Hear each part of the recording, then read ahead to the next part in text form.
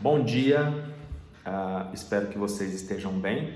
Hoje nós seguimos aqui estudando as cartas pastorais, né, as cartas de Paulo, que nós denominamos cartas pastorais, primeira carta a Timóteo, segunda carta a Timóteo e a carta ao jovem Tito, pastor Tito, tá bom?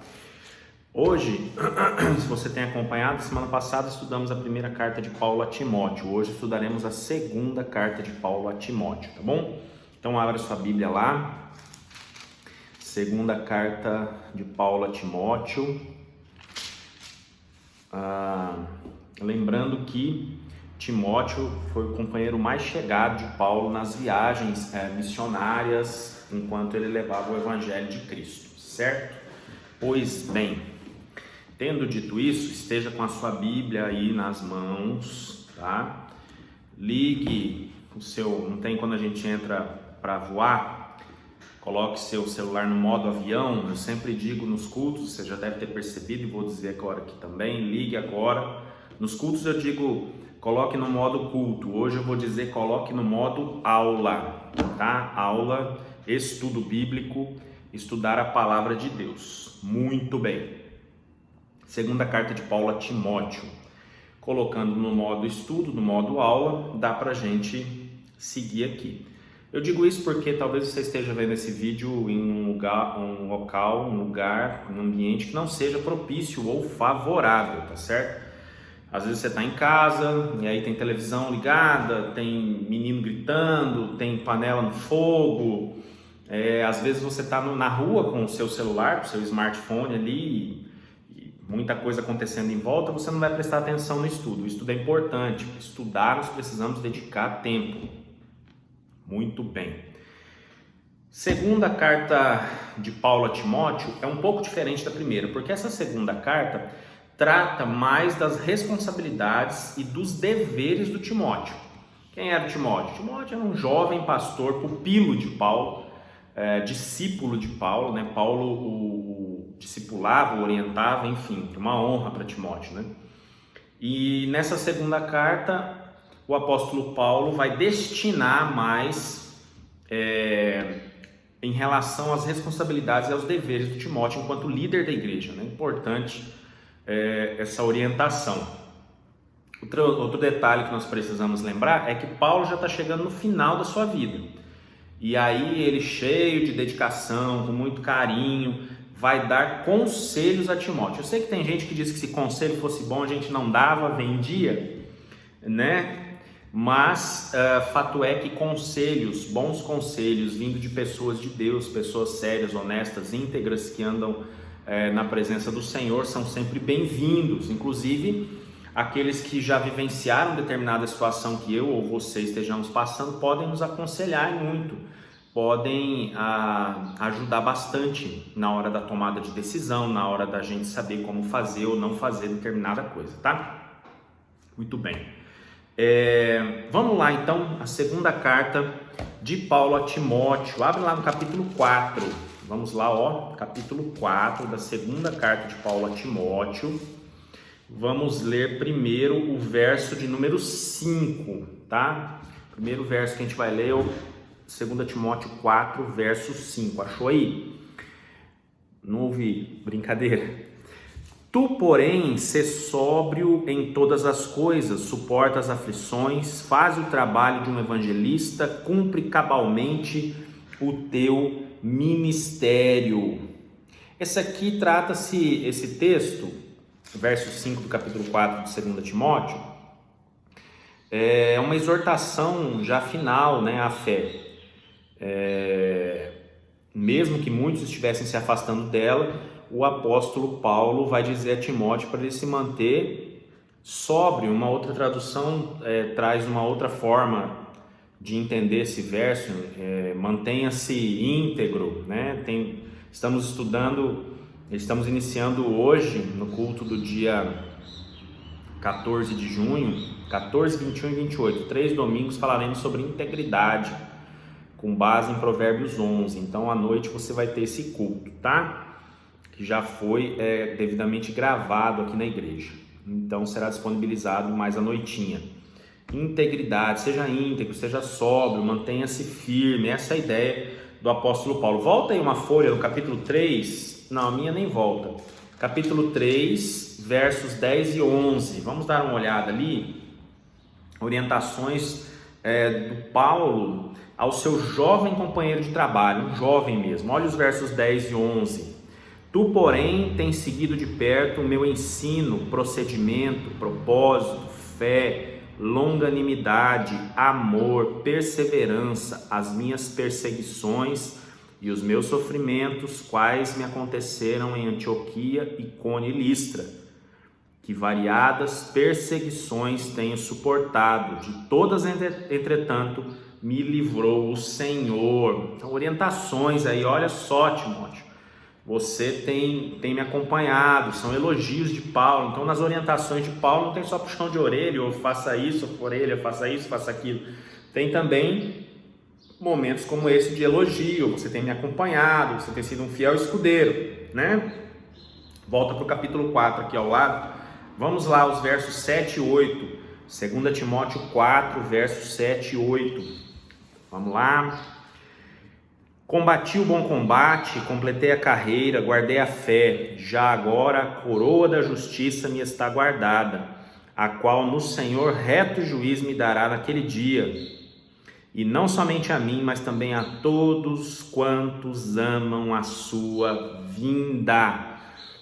Estes versos, esse grupo aqui de versos, começa lá no verso 6, mas nós ficamos aqui no 7 e no 8, são versos extremamente conhecidos. Inclusive, quando nós temos alguns cultos fúnebres, né, em velórios e tal, de servos, servas de Deus, esse verso é muito falado, né, por pastores, líderes, pastoras, enfim. Combati o bom combate, completei a carreira, guardei a fé, né? Aí o apóstolo Paulo resume nesses dois versos a sua vida ministerial e também a sua esperança de servo de Deus. Aí no verso 8 a gente vê, no 7 ele resume a sua vida ministerial e no 8 ele vai falar da sua esperança enquanto servo do reino de Deus, né? Olha só, já agora a coroa da justiça me está guardada, a qual o Senhor reto juiz me dará naquele dia, e não somente a mim, mas também a todos quantos amam a sua vinda, ou seja, para mim e para você também, né? Então um texto que se estende a nós todos. Partindo para a questão da autoria, quando foi que escreveu, quem escreveu, uma curiosidade, uma informação, na verdade, muito interessante, relevante. Esta é a última carta de Paulo. A última carta de Paulo é 2 Timóteo, cronologicamente falando. Por quê? Paulo foi executado pelas autoridades romanas entre o ano 64 e 65, não dá para... esse ou esse, é um entre ali, 64 e 65 já da era cristã, ou seja, 6 décadas e meia após a passagem de Jesus Cristo por aqui, nasceu, cresceu, viveu, ministério, morte e ressurreição, 6 décadas e meia, né? 64, 65 anos, aproximadamente, da era cristã. Eu não gosto de falar antes de Cristo, depois de Cristo, porque Cristo sempre foi, é e será. Ele não tem antes e depois dele, ele não tem fim e início.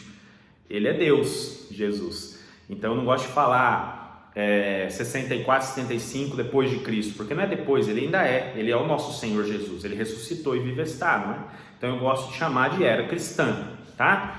Então, 6 décadas e meia da era cristã, pós-morte e ressurreição de Cristo, o apóstolo Paulo é executado pelas autoridades romanas, né? Ele estava preso em Roma, né, quando escreveu essa segunda carta a Timóteo. Aí a gente vai a alguns textos, vamos lá, 2 Timóteo capítulo 1, vai lá para o capítulo 1, vamos ver aqui, verso de número 8, cadê? 8. Não te envergonhes, portanto, do testemunho de nosso Senhor, nem de seu encarcerado, que sou eu.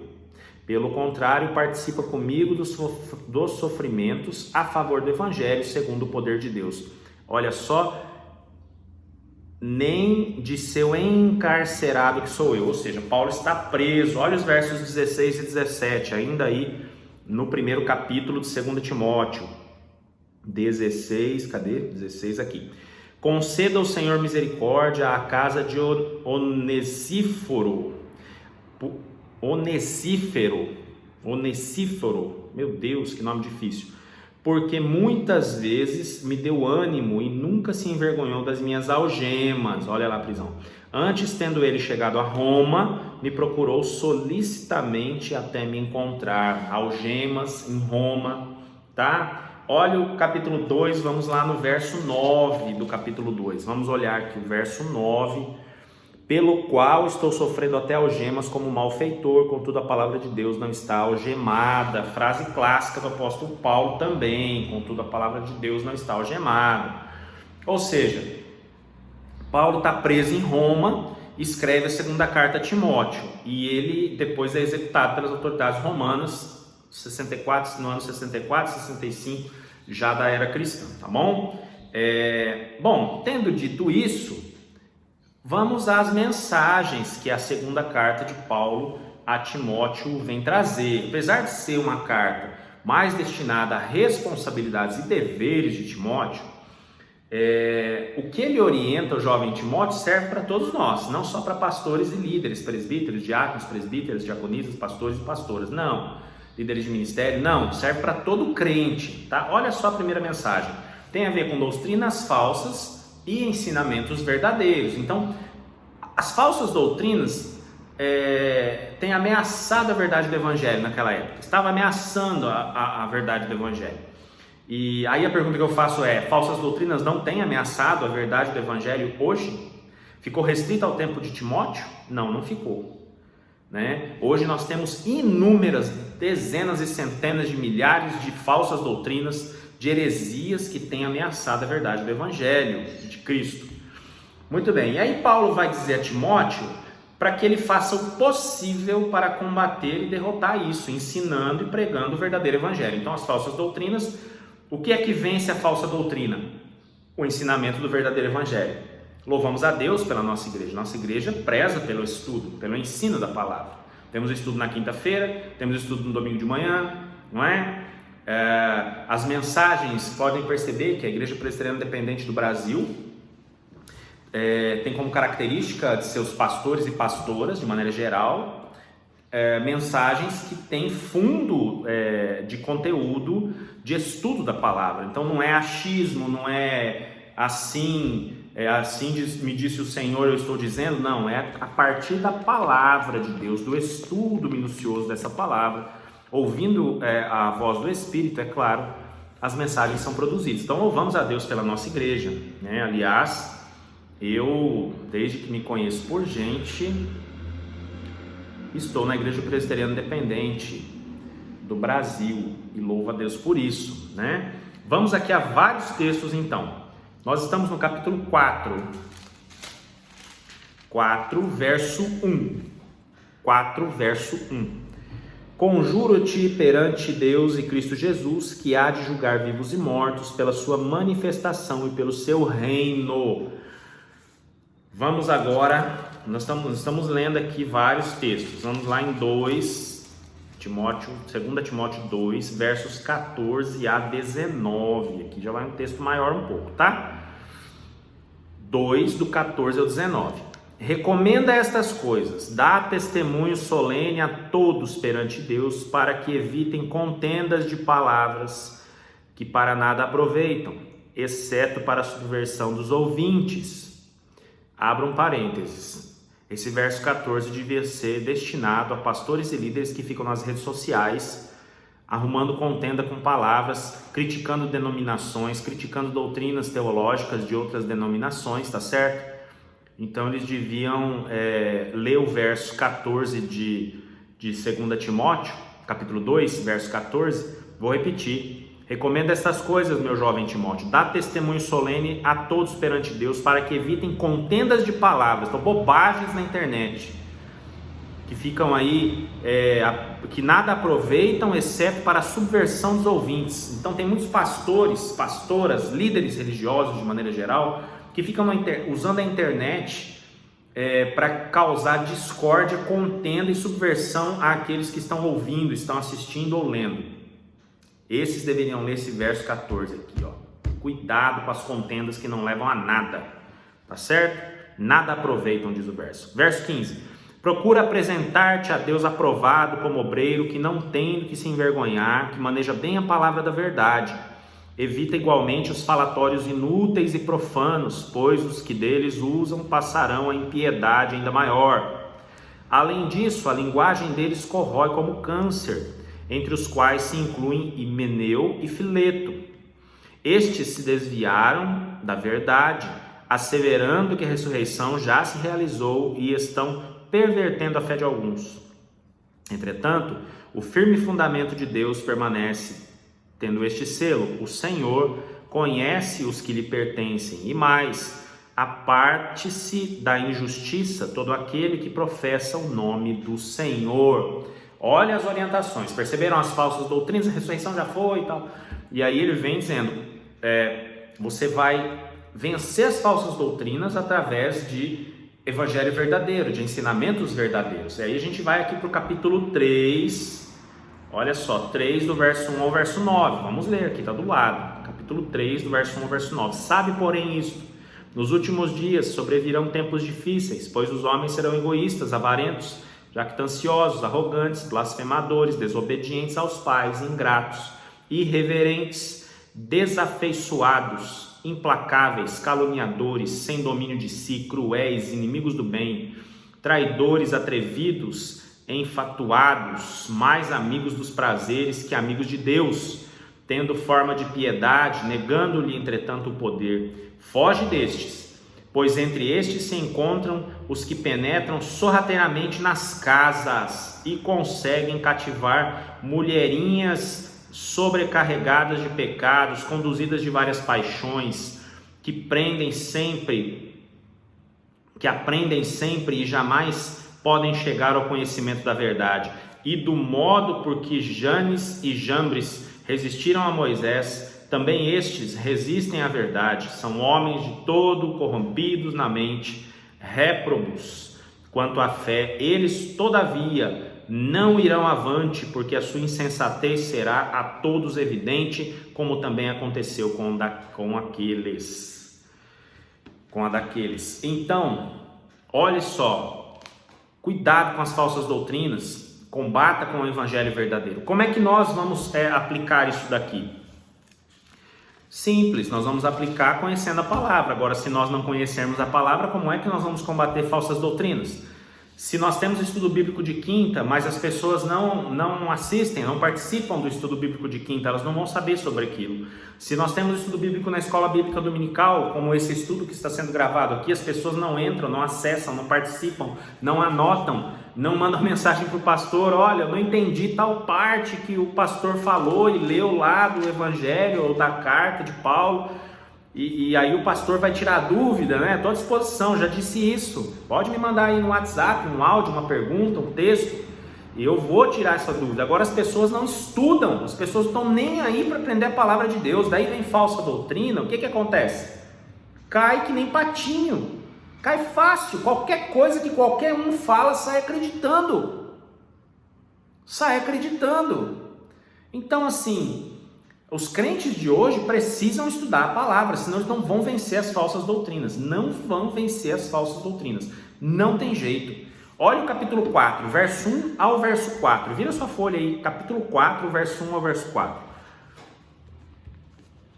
Conjuro-te perante Deus e Cristo Jesus, que há de julgar vivos e mortos pela sua manifestação e pelo seu reino. Prega a palavra, insta quer seja oportuno, quer não, corrige, repreende, exorta com toda longanimidade e doutrina, pois haverá tempo em que não suportarão a sã doutrina. Pelo contrário, cercar-se-ão de mestres segundo as suas próprias cobiças, como que sentindo coceira nos ouvidos, e se recusarão a dar ouvidos à verdade, entregando-se às fábulas. É o que a gente vive hoje.